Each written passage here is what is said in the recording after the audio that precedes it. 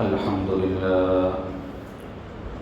لله نحمده ونستعينه ونستغفره ونؤمن به ونتوكل عليه ونعوذ بالله من شرور أنفسنا ومن سيئات أعمالنا من يهده الله فلا مضل له ومن يضلله فلا هادي له ونشهد أن لا إله إلا الله وحده لا شريك له ونشهد أن سيدنا ونبينا ومولانا محمدا عبده ورسوله صلى الله تعالى عليه وعلى آله وصحبه وبارك وسلم تسليما كثيرا كثيرا أما بعد فقد قال الله تبارك وتعالى وعسى أن تكرهوا شيئا وهو خير لكم وعسى أن تحبوا شيئا وهو شر لكم والله يعلم وأنتم لا تعلمون صدق الله ومولانا العظيم. میرے محترم بزرگوں، دوستوں، دینی اور ایمانی بھائیوں، ابھی آپ حضرات کے سامنے قرآن مجید کی آیات کا ایک ٹکڑا، ایک حصہ پڑھا گیا ہے. اللہ تعالیٰ ارشاد فرماتے ہیں کہ زندگی میں بہت مرتبہ ایسا ہوتا ہے کہ انسان کسی بات کو، کسی چیز کو، کسی پیش آنے والے واقعے کو، کسی خاص ایونٹ کو جو اس کی زندگی میں پیش آیا ہے، اس کو ناپسندیدہ سمجھ رہا ہوتا ہے، اپنے حق میں نقصان دہ سمجھ رہا ہوتا ہے کہ جو کچھ میرے ساتھ ہوا غلط ہوا، نقصان دہ ہوا. لیکن ہوتا یہ ہے کہ انجام کار کے اعتبار سے، نتیجے کے لحاظ سے، ان فیوچر، مستقبل میں جب اس واقعے کے، اس بات کے، اس چیز کے نتائج اس کے سامنے آتے ہیں، اس کا مال اس کے سامنے آتا ہے، تو وہ یہ کہنے پر مجبور ہوتا ہے کہ جو پیچھے واقعہ پیش آیا تھا وہ صحیح تھا، اس کے یہ بینیفٹس، یہ فائدے مجھ کو دیکھنے کو مل رہے ہیں. اور بعض اوقات انسان کی زندگی میں ایسا بھی ہوتا ہے کہ کسی چیز کو، کسی واقعے کو وہ اپنے حق میں اچھا سمجھ رہا ہوتا ہے، فائدے مند سمجھ رہا ہوتا ہے، لیکن جب اس کے کچھ عرصے کے بعد، کچھ مدت کے بعد، کچھ پیریڈ گزرنے کے بعد اس کا جب نتیجہ سامنے آتا ہے تو وہ یہ سوچنے پر مجبور ہوتا ہے کہ جو کچھ پہلے ہو چکا ہے، جس کو میں اچھا سمجھ رہا تھا، وہ میرے حق میں بہتر نہیں تھا. اللہ تعالیٰ ارشاد فرماتے ہیں کہ واللہ یعلم وانتم لا تعلمون، کہ انسانوں، اللہ سب کچھ جانتے ہیں کہ کیا تمہارے حق میں بہتر ہے اور کیا چیز تمہارے حق میں شر ہے. وَأَنْتُمْ لَا تَعْلَمُونَ، تم اس کے نتیجے کو، اس کے معال کو نہیں سمجھ سکتے، اس کو نہیں جانتے، اس کے معال کو، اس کے نتیجے کو تم نہیں سمجھتے ہو. تو اگر ان آیات کی روشنی میں اگر ہم اپنے حالات کا جائزہ لیں، اپنے ملک کے حالات کا جائزہ لیں، عالم اسلام کے حالات کا جائزہ لیں، تو ہم کو یہ بات پتہ چلے گی کہ بظاہر ایسا لگتا ہے، بظاہر دیکھنے میں ایسا لگتا ہے کہ حالات ہمارے مخالف ہیں، ہمارے موافق نہیں ہیں. ایسا لگتا ہے کہ ڈر کے حالات ہے، بے چینی کے حالات ہے. ہم دیکھ رہے ہیں کہ بھئی ہمارے ایمان پر حملہ ہو رہا ہے، ہمارا ایمان ہم سے چھیننے کی کوشش ہو رہی ہے، ارتداد کی ہوائیں چل رہی ہیں. بہت ساری بچیاں، عورتیں جو ہے ایمان سے نکلتی ہوئی ہم خبریں سن رہے ہیں. کفر اور شرک کو پھیلانے کی کوششیں ہو رہی ہیں، اہل ایمان پر حملہ ہو رہا ہے، ان کی جان، مال، عزت، آبرو کو نقصان پہنچایا جا رہا ہے. ہمارے جو دینی مراکز ہے ان پر حملہ ہو رہا ہے، مساجد پر، مدارس پر، خانقاہوں پر، دینی درسگاہوں پر. ہماری جو پراپرٹیز ہیں، جائیدادیں ہیں، ان کو بلڈوز کیا جا رہا ہے. ہماری جو اوقات ہے انہیں ہم سے چھیننے کی کوششیں ہو رہی ہے. تو اس سارے کے سارے حالات انسان دیکھتا ہے. تو بعض اوقات اگر اس کی تربیت نہ ہوئی ہو اور اگر اس کا اللہ کی ذات پر ایمان نہ ہو, اللہ کی ذات پر اس کا توکل نہ ہو اور اسے اس بات کا یقین نہ ہو اور یہ بات اس کے دل میں نہ بیٹھی ہو کہ چاہے جیسے بھی حالات ہو لیکن میرا رب, میرا خالق, میرا پیدا کرنے والا یہ سب کچھ دیکھ رہا ہے اور میں اس کی نگرانی میں ہوں اور یہ سب کچھ اس کی مشیت سے ہو رہا ہے, اس کی مشیت ہے, اس کی حکمت ہے, اس بنیاد پر یہ ہو رہا ہے. تو یہ انسان کی جب تک یہ کیفیت نہ ہو تو یہ حالات اس کے اندر بے چینی پیدا کر دیتے ہیں, مایوسی پیدا کر دیتے ہیں, دل کو اس کے کمزور کر دیتے ہیں. اب ان الیکشن کے جو نتائج آئے اس سے بہت سارے لوگوں کے دلوں میں مایوسی بھی پیدا ہوئی, بے چینی پیدا ہوئی اور بہت سارے بیچارے اور بھی بکنے لگے. تو ایک بات اور ایک حقیقت ہم کو سمجھ لینی چاہیے کہ ہم انسان جو ہے صحیح ٹریک پر محنت کرنے کے مکلف ہیں, صحیح ٹریک پر محنت کرنے کے مکلف. اب نتیجہ کیا آئے گا اس کے مکلف نہیں. آپ کو کتنے ایسے واقعات ملیں گے کہ انبیاء علیہ السلام نے جنگ کے میدانوں میں شکست کھائی. کس نے؟ تو خود بھی نہیں, ہم تو ایک کون سے کھیل بولی, ہم اپنی زبان میں بولتے ہیں. کس نے شکست کھائی؟ اب بتاؤ, جو صاحب وحی ہے, جس پر ڈائریکٹ آسمان سے وحی آتی ہے, پیغامات آتے ہیں, ایسے اللہ کے برگزیدہ بندے جن کے ساتھ اللہ کی مددیں نازل ہوئی, اللہ کے فرشتے نازل ہوئے, لیکن اللہ کی مشیت تھی, یہ تھی اس وقت میں, اس زمانے میں کہ نبی کو شکست ہو. ایسا بھی واقعات پیش آئے ہیں کہ انبیاء علیہ السلام جنگ کے میدان میں شہید ہوئے. ایسے بھی واقعات پیش آئے. کون شہید ہوا؟ نبی. اور میرے اور آپ کے آقا محمد رسول اللہ صلی اللہ علیہ وسلم, ہم بارہا واقعات سنتے رہتے ہیں, علماء کرام ہمارے سامنے بیان کرتے ہیں کہ غزوہ احد میں کیا واقعہ پیش آیا. آپ کے دندان مبارک شہید ہو گئے.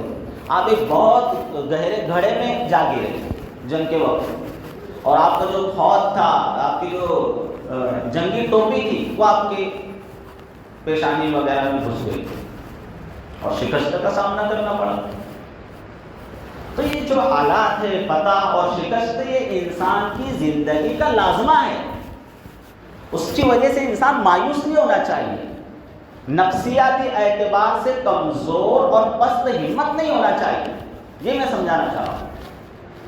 اصل جنگ جو ہوتی ہے وہ نفسیاتی جنگ ہوتی ہے, سائیکولوجیکل وار ہوتا ہے کہ کسی قوم کو نفسیاتی طور پر کمزور کر دیا جائے, نفسیاتی طور پر اس کو بزدل بنا دیا جائے, نفسیاتی طور پر اس کو کم ہمت کر دیا جائے. اگر شکست کے باوجود بھی اگر کوئی قوم اپنی ہمت نہیں ہارتی, ان کا عزم اس کی باقی ہے, تو وہ جنگ کے میدان میں ٹکی رہے گی, اگلا وہ کوئی اسٹریٹجی اختیار کرے. لیکن اگر نفسیاتی طور پر کمزور ہو گئے, شکست ہو گئی اور یہ کیسی کیا ہو گیا, اور جس نے اگر اس کے لیے کوشش کی تھی, اسٹریٹجی اختیار کی, وہ فیل ہو گئی, تو ہم اسی کو برا بھلا کہنا شروع کر دیں, تو بیچارہ دوبارہ کرے گا ہمارے لیے کچھ نہیں کرے گا. جنگی چیزوں میں دنیا کا جو اتار چڑھاؤ ہے, دنیا کے جو حالات ہے, اس میں کبھی فتح بھی ہوتی ہے اور کبھی شکست بھی ہوتی ہے. دونوں چیزوں کے لیے انسان کو کیا ہونا چاہیے؟ تیار رہنا چاہیے. شکست ہو گئی تو ہو گئی, کون سا آسمان میں زمین پر گر پڑا. انشاءاللہ تعالیٰ آئندہ اور اچھی کوشش کرنے کی کوشش کریں گے, اور زیادہ بصیرت کے ساتھ اسٹریٹجی اختیار کریں گے, اسباب اختیار کریں گے. تو یہ ایک اہل ایمان کی, ایک سنجیدہ آدمی کی, سمجھدار انسان کی, دانش مند انسان کی, عقل مند انسان کی یہ سوچ ہوتی ہے. وہ یعنی کہ کمزور نہیں پڑ جاتا ہے اندر سے, پست ہمت نہیں ہوتا ہے, اپنے اولو العزمی کا دامن نہیں چھوڑتا ہے. لہذا ہمیں کمزور ہونے کی اور خوف کی نفسیات میں مبتلا ہونے کی چندہ ضرورت نہیں ہے. اس حقیقت کو ہم کو اچھے طریقے سے سمجھنا ہے, اپنے دل و دماغ میں بٹھانا ہے. ایک اور حقیقت کو سمجھنا ضروری ہے کہ حالات جب ناموافق ہوتے ہیں, کسی قوم کے مخالف ہوتے ہیں تو وہی ناموافق حالات اور مخالف حالات اس قوم کی ترقی کا کیا ہوتا ہے بھائی؟ ذریعہ بنتے ہیں۔ ناموافق حالات ہی میں قوموں کی تربیت ہوتی ہے، ناموافق حالات ہی کے اندر انسان کے اندر جو چھپی ہوئی صلاحیتیں ہیں، انسان کے اندر چھپی ہوئی جو قابلیتیں ہیں، وہ اندر سے کہاں آتی ہے؟ باہر آتی ہے۔ وہ نارمل حالت میں نہیں آتی۔ نارمل حالت میں ہوتا ہے کہ پوری کی پوری قوم صحیح رہتی ہے، اور ہماری تو گندی عادت ہے کہ ہم کو گھوڑے پیچھے سونے کی عادت ہے، ہم سب اس میں ڈالتے ہیں۔ تو موافق حالت میں کیسے رہتا ہے انسان؟ سوئے ہوا رہتا ہے۔ تربیت کب ہوتی ہے انسان کی؟ حاملہ صلاحیتیں کب بیدار ہوتی ہے؟ اندر کی چھپی ہوئی صلاحیتیں کب اس کی اجاگر ہوتی ہے؟ جب ناموافق حالات آتے ہیں تب۔ مثال کے طور پر اللہ نہ کرے ہمارے بھائی پڑوس میں آگ لگ گئی یا ہمارے گھر میں آگ لگ گئی، تو بتاؤ کیا کرتے ہیں؟ چین سے بیٹھیں گے؟ نہیں بیٹھیں گے، ظاہر سی بات ہے۔ ایسا نہیں کہ چلو ابھی وہ گیٹ کے پاس ادھر دروازے پر آگ ہے اور تب ادھر کھڑکی طرف آئیں گی، اس وقت دیکھتے نہیں، فوراً انسان ڈیسیژن لیتا ہے، نہیں اب آگ لگ چکی ہے، دوڑو بھاگو، اچھل کود کرتا ہے انسان، لاؤ بھائی پانی لاؤ، اس آگ کو بجھاؤ۔ اور جو انسان جو ہے فوراً اس کا دماغ کام کرنا شروع کرتا ہے کہ آگ لگی ہے، تو سب سے پہلے کیا کرنا ہے کہ آگ بھڑکانے والی جو چیزیں گھر کے اندر اس کو باہر پھینکنا ہے، اس کو باہر لے کے جانا ہے، سلنڈر ہے اس کو باہر کرنا ہے، چھوٹے بچے ہیں، عورتیں ہیں، بیمار ہے، معذور ہے، بوڑھے ہیں، ان کو گھر سے باہر نکالنے کا وہ سوچے گا، اس کا دماغ کام کرے گا۔ ایسے ہی گھر کے اندر قیمتی چیزیں، الماری کے اندر پیسہ رکھا ہوا ہے، سونا رکھا ہوا ہے، چاندی رکھا ہوا ہے، نوٹوں کے بنڈل ہے، تو کیا کرے گا بھائی؟ جلدی سے اس کو باہر لے کے جانے کی کوشش کریں، اور یہی عقل مندی کا تقاضا ہے۔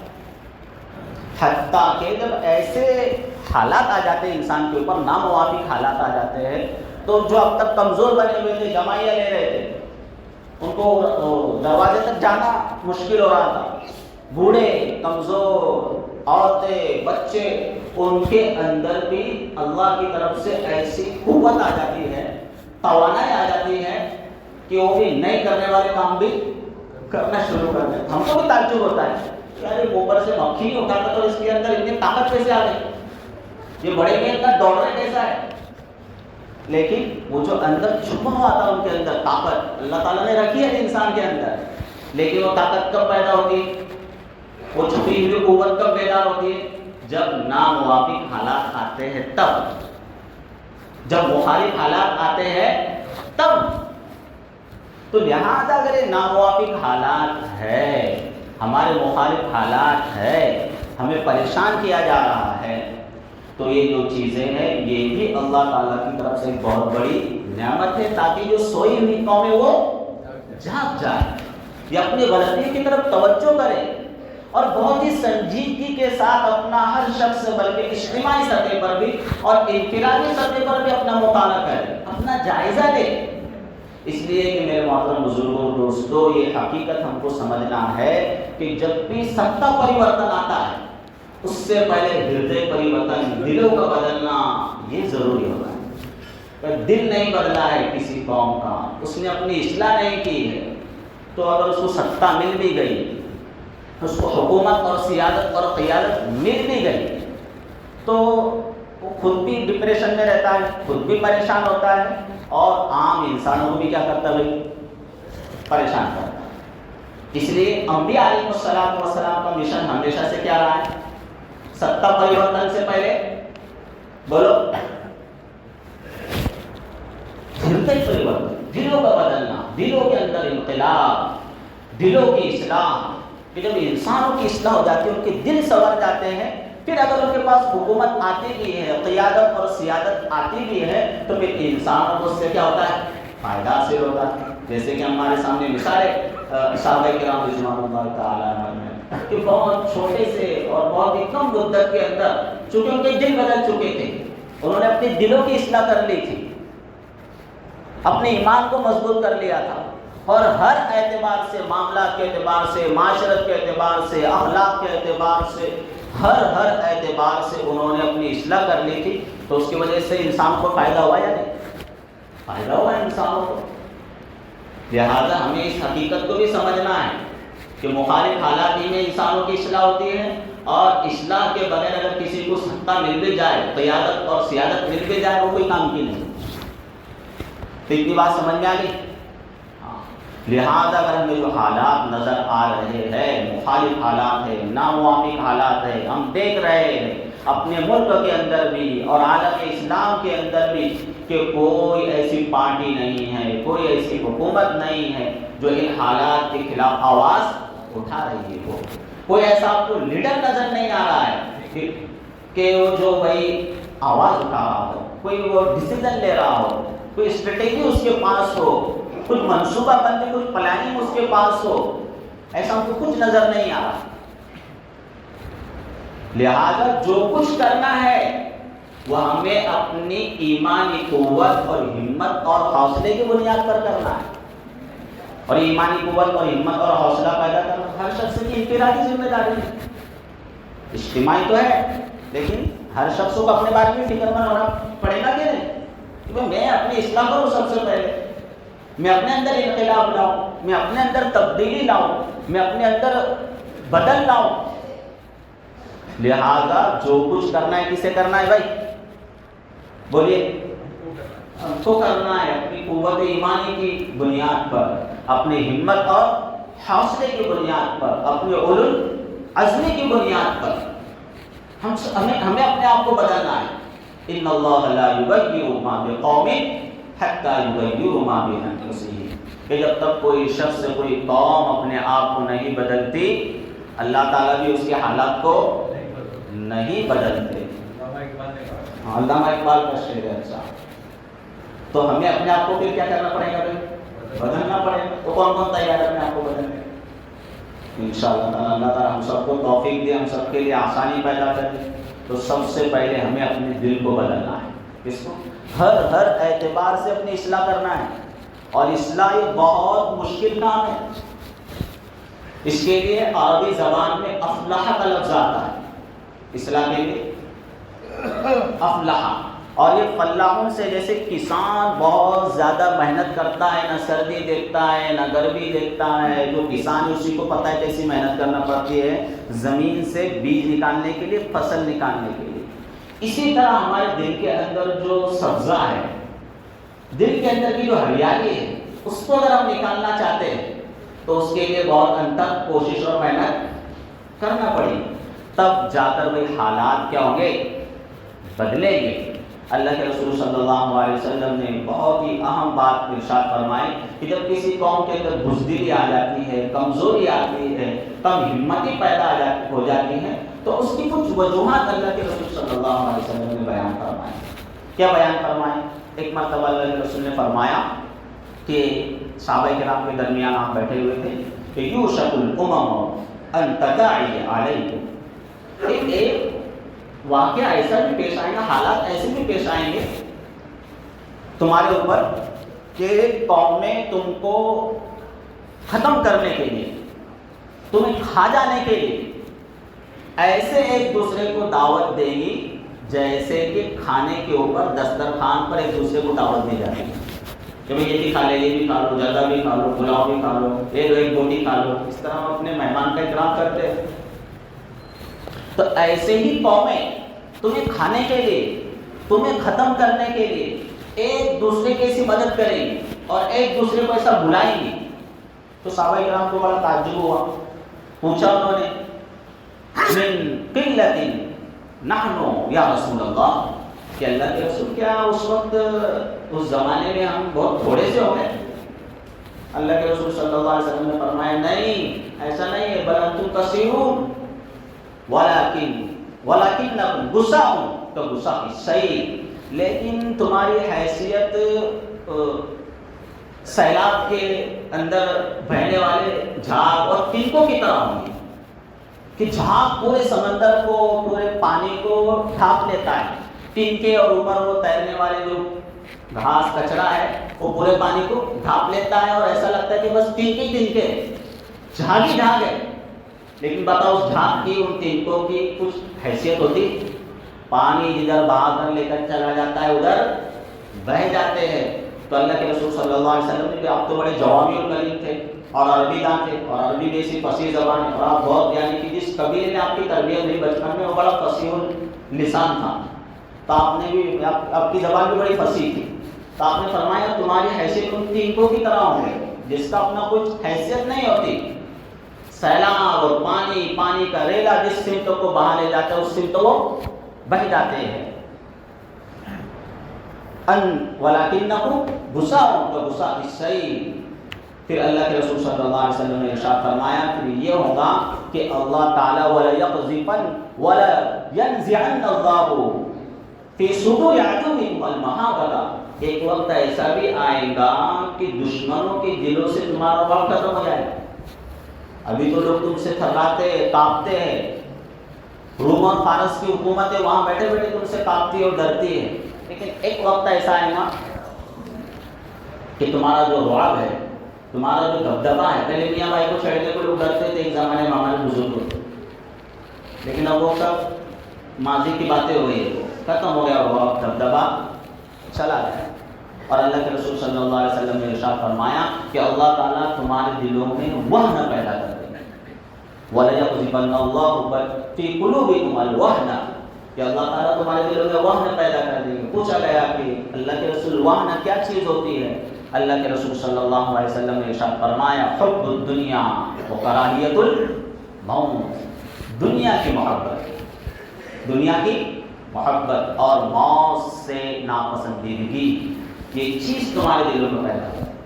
بتاؤ ہماری دنیا کی محبت کا کیا حال ہے؟ میں اپنا جائزہ لوں, ہم سب اپنا جائزہ لیں کہ ہمارے یہاں جو دنیا کی محبت کا یہ حال ہے کہ عزت جاتی ہو جائے, ایمان جاتا ہو جائے, بس مجھ کو دنیا ملنا چاہیے. آج رشتے بھی کس بنیاد پر ہو رہے ہیں؟ مال, پراپرٹی کتنی اس کے پاس, گھر ہے, کھیتی باڑی ہے یا نہیں, عہدہ اور منصب کون سا ہے, اور چاہے اپنے علاقے کا اپنی برادری کا کتنا ہی شریف بندہ ہو. یہ شادی بیاہ میں جانے کا موقع ملتا ہے, کرسی لگا کے بیٹھتے لوگ, تو لوگ کس کے پاس بیٹھتے پتہ ہے؟ کس کے پاس بیٹھتے؟ مال والے. اب بیچارہ غریب ہے اس کو بھی پوچھتا ہے, ان کو سلام بھی نہیں کرتا. بیٹھتے کس کے پاس؟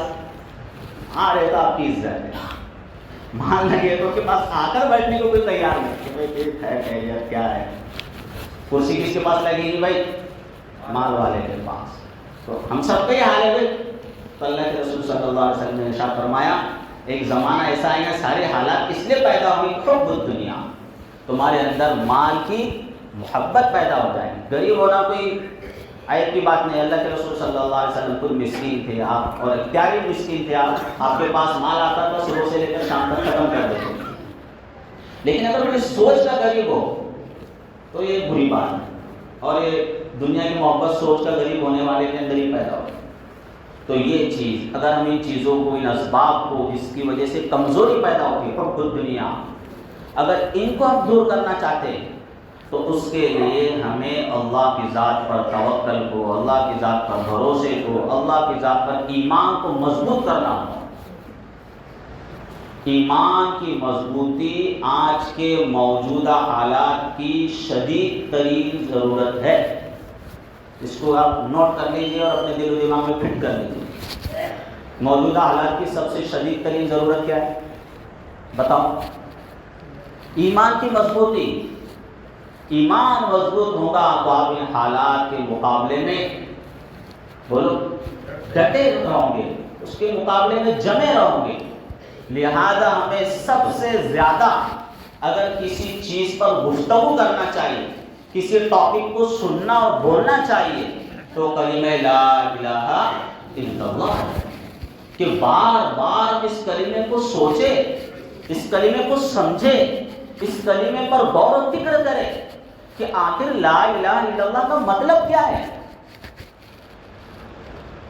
افسوس کے ساتھ ہم کو یہ کہنا پڑتا ہے کہ اگر یہ کچھ دینی بیانات کا رواج نہ ہوتا, یہ جمعہ کا اللہ تعالیٰ کی طرف سے کوئی سیٹ اپ نہ ہوتا, تو شاید ہماری زندگیاں گزر جاتی، 80 90 سال 70 سال پورے ہو جاتے، اور ہم ایک بار بھی شاید یہ سمجھنے کی کوشش نہیں کرتے کہ لا الہ الا اللہ کا مطلب کیا ہے۔ اگر یہ سیٹ اپ نہ ہوتا ہے تو اللہ تعالیٰ کی طرف سے لگایا ہوا سیٹ اپ ہے، اللہ تعالیٰ کا شکر ہے، اس کی بھی الحمدللہ ہم کو کوئی قدر نہیں۔ جمعہ کی ہم دیکھتے ہیں کہ اس کی جو فضائل ہے، اس کی جو اہمیت ہے، اس کی جو قدر ہے، گنے چنے لوگ ہیں بیچارے جو ہے جو اس کی قدر کو سمجھتے ہیں، ورنہ کیا حال ہے کہ آپ ہر مسجد کا یہ، تو اگر یہ سیٹ اپ نہ ہوتا تو شاید زندگی گزر جاتی، اور ہم کبھی ایک مرتبہ بھی یہ نہیں سوچتے کہ جس کلمے کے ہم ماننے والے ہیں، جس کلمے کے ہم داعی ہیں، جس کلمے پر ہمارا ایمان ہے، اس کا مطلب کیا ہے، وہ ہم سے کیا تقاضا کرتا ہے، اس کی کیا حقوق ہے، اس کے کیا مقتضیات ہے، ہم سے وہ کیا چاہتا ہے۔ کہ جب اللہ کے سوا کسی غیر اللہ کا، کسی طاقت کا، کسی پارٹی کا، کسی تنظیم کا، کسی سنستھا کا ہمارے سامنے تذکرہ آتا ہے اور ہم اس سے متاثر ہو جاتے ہیں، ہم اس کی وجہ سے خوف کے اندر مبتلا ہو جاتے ہیں، ہمارے اندر گھبراہٹ پیدا ہو جاتی ہے ملک کے حالات کو سن کر، باہر کے حالات کو سن کر، تو اس کا مطلب یہ ہوا میرے محترم بزرگوں اور دوستوں کہ ہمارا ایمان بہت پھسپھسا ہے، اور اب تک بہت ہی معذرت کے ساتھ سوری کہ ہم لا الہ الا اللہ کا مطلب نہیں سمجھے۔ غیر اللہ کا اتنا تعصب کہ انسان مایوسی کے جملے اپنے دل سے، اس کو اپنی زبان سے نکالنے لگے، اور اس کے اندر خوف پیدا ہو جائے، اس کے اندر گھبراہٹ پیدا ہو جائے۔ ایک ایسا شخص جس کا کلمہ یہ ہو، اس کی بیس یہ ہو کہ لا الہ الا اللہ، اللہ کے سوا کوئی طاقت نہیں ہے، اور وہ میرا خالق ہے، وہ میرا مالک ہے، اور میں 24 گھنٹے اس کی نگرانی میں ہوں۔ میرا رب جس پر میرا ایمان ہے، اسی قدرت والا ہے، اسی طاقت والا ہے، وہ چاہے تو پل بھر میں اپنے فیصلے کو زمین پر نافذ کر دے۔ اس نے پل بھر میں فرعون کو ڈبو کر رکھ دیا، اس نے آگ کے اندر ابراہیم کو بچا لیا۔ اس رب پر جس کا ایمان ہو، بھروسہ ہو، اعتماد ہو، توکل ہو، وہ گھبرا جائے، بہت یعنی کہ عقل سے ماورا چیز ہے، اور سوچنے کی بات ہے، اپنے ہم سب کو اپنے ایمان کو ٹٹولنے کی چیز ہے۔ قرآن کریم اسی بات کو بیان فرما رہا ہے کہ ایمان والوں کی شان یہ ہوتی ہے۔ قرآن کریم نے ایک خاص واقعے کی طرف اشارہ کرتے ہوئے فرمایا کہ الذین قال لهم الناس ان الناس قد جمعوا لكم، کہ جب ان کو یہ خبر دی گئی کہ ایک بہت بڑی طاقت تمہارے مقابلے کے لیے اکٹھا ہوئی ہے۔ غزوہ احد کے بعد کا واقعہ ہے، صحابہ کرام کو یہ اطلاع دی گئی، اور وہ شکست کھا کر بیٹھے ہوئے تھے گھر پر، اور ظاہر سی بات ہے شکست کھاتا ہے انسان کو تھوڑی سی بے چینی ہوتی ہے، اور ابھی تازہ گھر پر پہنچے تھے صحابہ کرام مدینہ کے اندر، تو ایک بندے نے آ کر، ایک ڈیلیگیشن نے آ کر ان کو اطلاع دی کہ جو تمہارے مخالفین یہود اور پورا مشرکین عرب تمہارے خلاف طاقت اکٹھی کر رہا ہے، اور مدینہ پر وہ یکبارگی حملہ کرنے والا ہے۔ کسی کا ہاتھ ٹوٹا ہوا ہے، کسی کا پیر ٹوٹا ہوا ہے، کسی کو ادھر سینے پر زخم لگا ہوا ہے، فوراً اسی حالت میں صحابہ کرام تیار ہو مقابلے فوراً، اور کیا جواب دیا ان کو؟ وقالوا حسبنا اللہ ونعم الوکیل، وہ کہہ رہا تھا ڈرو بخشو، فزادہم ایمانا۔ تو جب یہ اطلاع ان کو پہنچی کہ پورا کے پورا ایک الائنس، پورا کے پورا ایک متحدہ محاذ تم پر حملہ کرنے والا ہے، مدینہ کے یہودی ان کے ساتھ مل چکے ہیں، تو فزادہم ایمانا، اس خبر نے، اس اطلاع نے ان کے ایمان کو اور بڑھا دیا۔ فوراً گھوڑے کی پشتوں پر سوار ہوئے کہ نہیں ہم ابھی فوراً ریڈی ہے، ابھی ہم حملے کے لیے تیار ہیں، ابھی ہم پھر سے جنگ کے لیے تیار ہیں۔ حالانکہ نبی شہید کے دندان مبارک شہید ہو چکے ہیں، نبی زخمی ہو چکے ہیں، صحابہ کرام 70 شہید ہو چکے ہیں، بہت سارے زخمی حالت میں پڑے ہوئے، لیکن اسی حالت میں فوراً جنگ کے لیے تیار ہونا آسان بات ہے؟ تو اس چیز نے، اس خبر نے ان کے ایمان کو اور کیا کر دیا؟ بڑھا دیا۔ فزادہم ایمان، اور کتنے پیارے جملے ان کی زبان سے نکلے، حسبنا اللہ، اللہ ہمارے لیے کافی ہے، ونعم الوکیل، اور وہ سب سے بہترین کاموں کو بنانے والا ہے۔ تو یہ ہوتا ہے بھائی ایمان، اس کو بولتے ایمان۔ اب میں بھی اپنے آپ کو ٹٹولوں، آپ بھی اپنے آپ کو ٹٹولے کہ اس طرح کی جب خبریں ہم سنتے ہیں تو ہمارے اندر مایوسی پیدا ہوتی ہے، ڈر پیدا ہو رہا ہے، تو یہ ہمارے لیے بڑی یعنی کہ بد نصیبی کی بات ہے۔ اور اگر ان خبروں کو سن کر ہمارا ایمان اور بڑھ رہا ہے کہ جو حالات بھیجے گئے ہیں، مخالف حالات، ناموافق حالات، یہ ہمارے عروج کے لیے بھیجے گئے، یہ ہماری ترقی کے لیے بھیجے گئے، یہ حالات ہمارے اندر جو چھپی ہوئی صلاحیتیں ہیں، ہر ایمان والے کے اندر ایمانی چنگاری ہوتی ہے، اس چنگاری کو بڑھاوا دینے کے لیے بھیجے گئے. تو پھر یہ ہمارے لیے کیا بھائی خوش نصیبی کی بات ہے، سعادت مندی کی بات ہے. تو ہم سب کو اپنا اپنا کیا کرنا ہے، جائزہ لینا ہے، محاسبہ کرنا ہے، تاکہ ہمارے ایمان میں کیا ہو، اصبیان ہو. حالات ناموافق ہے، مخالف ہے، اس سے ڈرنے کی، گھبرانے کی، مایوس ہونے کی چندہ ضرورت نہیں ہے. انسانوں کے اوپر، قوموں کے اوپر حالات آتے جاتے رہتے ہیں، کبھی فتح بھی ہوتی ہے، کبھی شکست بھی ہو جاتی ہے. تو شکست سے مایوس بالکل بھی ہونا نہیں ہے. تو یہ ایک بہت ہی اہم ضرورت ہے، شدید ترین ضرورت ہے موجودہ حالات کی، کہ ہم اپنے ایمان کو کیا کریں، بولیے، مضبوط کریں، بڑھائیں. اور ایک اہم اور شدید ضرورت ہے ان حالات کی کہ جو ہماری اسلامی قوت ہے، ایک مسلمان کا دوسرے مسلمان کے ساتھ جو تعلق ہے، محبت ہے، اس رشتے کو بھی بڑھانے کی ضرورت ہے. ہم نے دیکھا بھی کہ کیا حال ہوا، لیکن کبھی کبھی ایسا بھی غصہ بھی آتا ہے کہ کہا جائے کہ بھائی چلو بھر ڈوب مرنے کی بات ہے، چلو بھر پانی کے اندر، ایسے حالات. مسلمان کے خلاف یعنی کہ وہ ایکشن لے رہا ہے، اس کے خلاف منافقت کا رویہ اختیار کر رہا ہے. تو ہمیں اس لحاظ سے بھی ہم سب کو اپنا جائزہ لینے کی ضرورت ہے کہ بہت سارے ہمارے تعلقات کی بنیادیں ہیں، بیس ہے، برادری ہے، خاندان ہے، رشتہ داری ہے، محلے کے لحاظ سے ہمارے آپس کے تعلق ہے، دفتر کے لحاظ سے، ہمارے کاروبار کے لحاظ سے آپس کے تعلقات ہیں. لیکن ایک مسلمان ہونے کے لحاظ سے ہمارا آپس میں کیا تعلق ہے،